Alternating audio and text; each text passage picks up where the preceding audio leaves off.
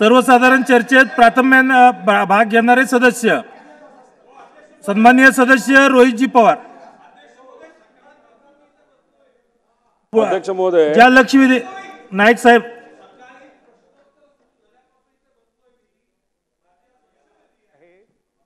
आणि अशा महत्वाच्या लक्षवेधीच्या वेळेला तुम्ही जर त्या ठिकाणी मंत्री महोदय नव्हते, इट्स नॉट गुड, आले बरोबर नाही, घ्यायचे घ्यायला पाहिजे। नव्या मुंबईच्या 20 लाख लोकांच्या गांभीर्याचा प्रश्न आहे म्हणून विनंती करतो आपल्याला। मी सिनियर सन्मान्य सदस्य आहेत, अनेक वर्ष कॅबिनेट मंत्री होते, त्यांची घ्या। उदयजी मुख्यमंत्री उत्तर देणार आहेत, ते पण हजर आहेत। काय होतंय अध्यक्ष महोदय, मी पण सभागृहात 30-32 वर्ष काम करतोय। लक्षवेधी पाऊण तास चालतात, 10 लक्षवेधी मी प्रश्नोत्तराचा तास झाल्यापासून बघतोय चाललेलेच आहेत। असं नाही, फार तर 3 प्रश्न विचारायचे असतात। अगदीच एखाद्या लक्षवेधीमध्ये सगळ्याच दोन्ही बाजूच्या सन्माननीय सदस्यांचा जर सहभाग घ्यायचाच असेल, जसं मगाशी ते पुण्याच्या पाण्याच्या बद्दल, पुण्यामध्ये आमदार जास्त आहेत त्याच्या तेवढ्यापुरतं ठीक आहे, परंतु फार वेळ लक्षवेधी लावती, तर माझी विनंती ती घ्या आणि मग नंतर ठीक आहे। लक्षवेधी क्रमांक 7। अध्यक्ष महोदय, ही लक्षवेधी हिचं पार्श्वभूमी अशी की लक्षवेधी क्रमांक 7 अध्यक्ष महोदय वितरित केल्याप्रमाणे ज्यावेळेस मुंबईमध्ये जास्त गर्दी वाढायला लागली आणि ही गर्दी कुठेतरी थांबवली पाहिजे म्हणून नवी मुंबईची निर्मिती करण्याचं शासनाने 1970च्या कालखंडात ठरवलं आणि त्यावेळेला आमच्या शेतकऱ्यांच्या जमिनी नाममात्र 50 नवे पैसे स्क्वेअर मीटरने खरेदी केल्या, 50 नवे पैसे स्क्वेअर मीटर। आणि आमच्या महाराष्ट्रातल्या नाही भारतामध्ये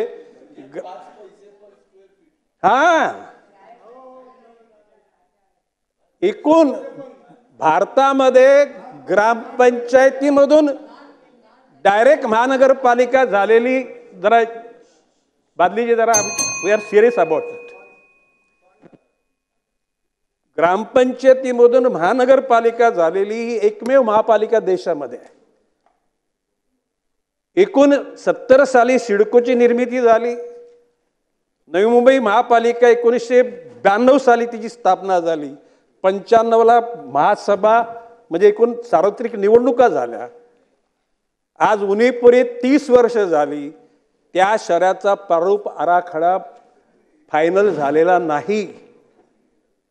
एकीकडे हे दुर्दैव आहे या शहराचं, एकीकडे MIDC अथॉरिटी, एकाकडे सिडको अथॉरिटी।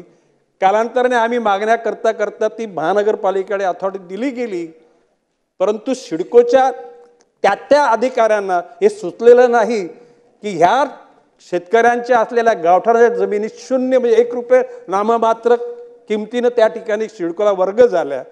मग इथल्या गावठाणातल्या लोकांना, नोडमधल्या लोकांना मैदान, गार्डन, हॉस्पिटल, शाळा अशा गोष्टी करता भूखंड नको।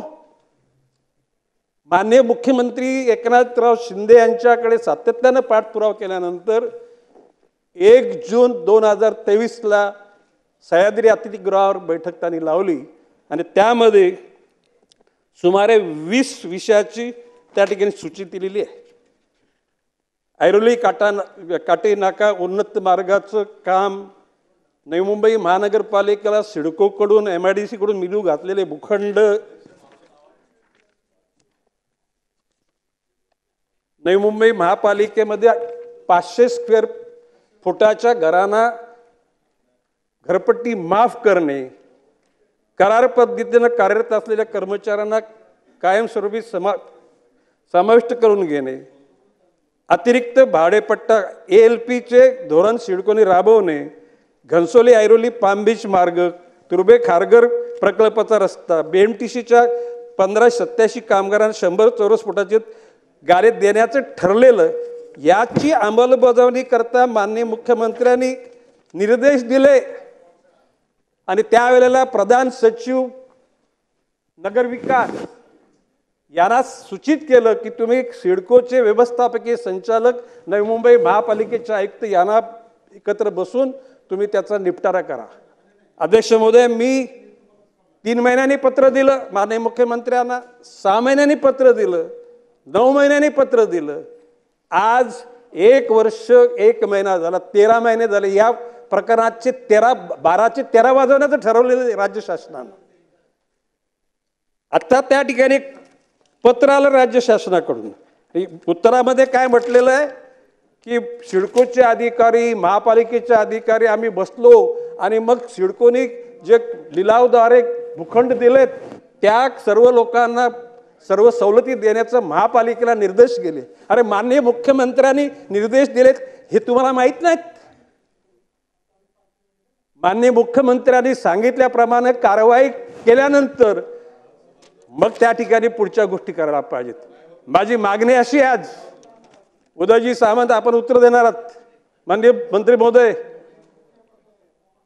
जोपर्यंत नवी मुंबई महापालिकेचे आयुक्त, सिडकोचे व्यवस्थापकीय संचालक, प्रधान सचिवाच्या बरोबर बसून नवी मुंबई शहराला लागणारे सगळे भूखंड MIDCचे आणि सिडकोचे जोपर्यंत त्या ठिकाणी त्याचं विल्हेवाट लागत नाही तोपर्यंत सिडकोने आणि MIDC माननीय मुख्यमंत्र्यांनी असं दिलेलं आहे की ते भूखंड दिलेत ते स्थगित करा, निर्णय घ्या, नंतर त्याच्या पुढच्या गोष्टी करा. आज त्या ठिकाणी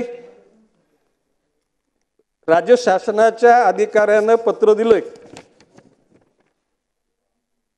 अवर सचिव महाराष्ट्र शासन सन्माननीय श्री अमरजी पाटील त्यांनी काय म्हटलेलं आहे की राज्य शासनाचे सचिव आणि सिडको MD महापालिका आम्ही ठरवलेलं की तुम्ही सर्व त्या ज्या लोकांना भूखंड विकलेत, आणि माझा आरोप आहे की राज्य शासनातले काही अधिकारी, सर्व अधिकारी नालायक, करप्ट आहेत असं माझं म्हणणं. परंतु there are so many officer who are corrupt. राज्य शासनाच्या सुद्धा याच्यामध्ये सुद्धा सगळ्यांचे हात स्वच्छ नाहीत. म्हणून ज्याला 20 लाख लोकांच्या जीवन मरणाच्या प्रश्नाशी तुम्ही ज्याला खेळता, त्याला तुम्हाला स्वतःच्या स्वार्थाकरता तुम्ही अशा गोष्टी करता, त्याला स्वतःला लाज शरम वाटली पाहिजे. आणि म्हणून माझी मागणी अशी आहे की जोपर्यंत ह्या गोष्टीचा विल्हेवाट लागत नाही तोपर्यंत या असे आदेश पाठीमागे घ्या. माननीय मुख्यमंत्र्यांच्या नेतृत्वाखाली निर्णय दिला मुख्यमंत्री म्हणजे या राज्याचा प्रमुख असताना त्याच्या शब्दाला किंमत नाही. त्याने दिलेला शब्द तुम्हाला बंधनकारक नाही. तुम्ही अधिकाऱ्यांनी फक्त निर्णय घेतला आणि तुम्ही आदेश काढले. अरे सिडकोचे MD वरिष्ठ दर्जाचे सिनियर असतात, मुख्य प्रधान सचिव नगरविकास सिनियर असतो, आणि मग महानगरपालिकेच्या आयुक्ताला तुम्ही काय तुमच्या झाडू मारायचं काम सांगताय का? हे घडू देणार नाही आम्ही. आणि म्हणून आज या ठिकाणी जोपर्यंत ह्या गोष्टीचा निपटारा होत नाही तोपर्यंत त्या ठिकाणी तुम्ही विकलेले भूखंड स्थगित ठेवा. त्या ठिकाणी महानगरपालिकेला फतवे पाठवायचं काम बंद करा. आणि माननीय मुख्यमंत्र्यांच्या मीटिंगमध्ये झालेले जे इतर प्रश्न आहेत त्याची सुद्धा निपटारा करा. नसेल तर स्पष्ट सांगा की माननीय मुख्यमंत्र्याला आम्ही 5 पैशाची किंमत देत नाही असं कबूल करा. आम्ही जनतेला सांगू की बाबा त्या ठिकाणी माननीय मुख्यमंत्र्यांनी दिलेले शब्द त्यांच्या आदेशाला तिथे 5 पैशाची किंमत नाही. मंत्री महोदय आपण. अध्यक्ष महोदय, सन्माननीय ज्येष्ठ सदस्य नाईक साहेबांनी सिडकोच्या संदर्भातला, MIDCच्या संदर्भातला आणि महानगरपालिकेच्या संदर्भातला या ठिकाणी प्रश्न उपस्थित केला आहे. ही वस्तुस्थिती खरी आहे की सिडको ही 110 स्क्वेअर किलोमीटरवर होती आणि त्याच्यातलं 40 स्क्वेअर किलोमीटर हे क्षेत्र हे महानगरपालिकेला सिडकोमधनं काढून देण्यात आलं. कारण महानगरपालिकेला त्या ठिकाणी विकासासाठी जमीन आवश्यक होती आणि त्या ठिकाणी काही जसं मैदानाचं आरक्षण असेल किंवा अन्य काही बाबी असतील या विकासाच्या दृष्टीनं पूर्ण करायच्या होत्या. परंतु या संदर्भात सन्माननीय सदस्यांनी जी सांगितले ती देखील वस्तुस्थिती आहे की सन्माननीय मुख्यमंत्री महोदयांनी याची बैठक घेतलेली होती, त्याच्यानंतर प्रधान सचिवांनी देखील याची बैठक घेतलेली होती आणि कुठच्याही परिस्थितीमध्ये सिडकोकडनं जे भूखंड महानगरपालिकेला मिळाले त्याला स्वायत्त अधिकार असले पाहिजे ह्याच्यातला मतितार्थ आहे. आणि त्या दृष्टीनं शासन भविष्यातली कार्यवाही करणार आहे हे देखील प्रधान सचिवांची चर्चा झाल्यानंतर हे निश्चित झालेलं आहे. फक्त याच्यामध्ये मला एकच सन्मान्य सदस्यांना या ठिकाणी निदर्शनाला आणून द्यायचं आहे की याच्यामध्ये सिडको आणि महानगरपालिका या दोन्ही संस्थांच्या बाबतीमध्ये कोर्टामध्ये देखील काही विषय प्रलंबित होते, त्याच्यावर देखील काही निकाल झालेले आहेत. पण एक मात्र आपल्या माध्यमातून मी सन्मान्य सदस्यांना या ठिकाणी सांगू इच्छितो की जी जागा 40 स्क्वेअर किलोमीटर ही सिडकोमधनं महानगरपालिकेला दिलेली आहे ती त्याचे स्वायत्त अधिकार हे महानगरपालिकेचे तसेच ठेवण्याच्या संदर्भामध्ये मुख्यमंत्री महोदयांनी ज्या सूचना दिलेल्या आहेत त्याच पद्धतीची कार्यवाही लवकरात लवकर होईल. सन्माननीय सदस्य आव्हाड साहेब. बरं दादा बोला. I am concern with the city. दादा बोला. माननीय मंत्री उदयजी सामंत यांनी उत्तर दिलं. माझं एवढंच म्हणणं आहे की जी महानगरपालिकेची गरज आहे आता युनिफाईड DCR 10 FSI देण्याच्या भाषा करता त्यावेळेला त्या शहरातल्या जनतेची होणारी गर्दी त्या गर्दीच्या अनुषंगानं इन्फ्रास्ट्रक्चर करता ज्या गोष्टी द्यायला पाहिजेत त्या का विसरता. म्हणून माझं असं म्हणणं आहे की माननीय मुख्यमंत्री महोदयांनी आदेश दिले होते जोपर्यंत ह्याची वाटप होत नाही MIDCचे आणि सिडकोचे भूखंड महापालिकेला मिळत नाहीत तोपर्यंत त्याला स्थगिती द्या.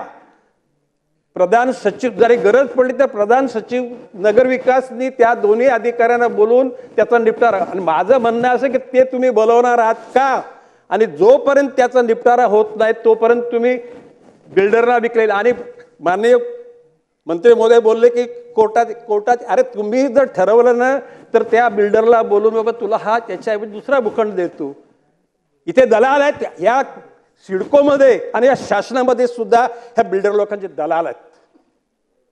या दलालांच्यामुळे संपूर्ण जनतेच्या स्वप्नाची चक्काचूर झालेला आहे. हे मी गांभीर्याने बोलतो आणि बोलताना मला कोणाचा भय नाही कारण आम्ही त्या जनतेच्या बरोबर दैनंदिन जीवनामध्ये आम्ही वाटचाल करत असतो. आणि म्हणून मला प्रश्न उत्तर असं माननीय मंत्री महोदयाकडून पाहिजे की जोपर्यंत याचा निपटारा होत नाही तोपर्यंत ते भूखंड तसे स्थगित ठेवले जातील. मंत्री महोदय. अध्यक्ष महोदय, सन्माननीय सदस्य नाईक साहेबांनी पुन्हा एकदा त्याच प्रश्नाची या ठिकाणी विचारणा केलेली आहे. मी स्पष्टपणानं असं सांगितलं या संदर्भामध्ये उत्तर देत असताना माननीय सन्माननीय मुख्यमंत्री महोदयांशी देखील मी स्वतः या संदर्भामधली चर्चा केलेली आहे आणि मुख्यमंत्री महोदयांनी देखील स्पष्ट सूचना अशा दिलेल्या आहेत की जी बैठक झालेली आहे त्या पद्धतीनंच कार्यवाही होणं अपेक्षित आहे. आणि मुख्यमंत्री महोदयांनी हे देखील सांगितलेलं आहे की अधिवेशन संपायच्या अगोदर सन्माननीय नाईक साहेबांबरोबर या संदर्भातली फायनल मीटिंग घेतली जाईल आणि त्यांना अपेक्षित असलेल्या सगळ्या गोष्टी त्या बैठकीमध्ये करून देण्यात येतील. ठीक आहे दादा. हां त्यांना सांगितले बैठक घेतली जाईल. I am happy. ओके.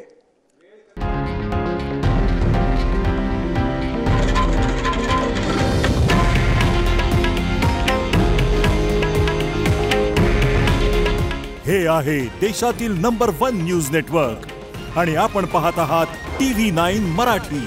काळजी तुमची, हित महाराष्ट्राचं.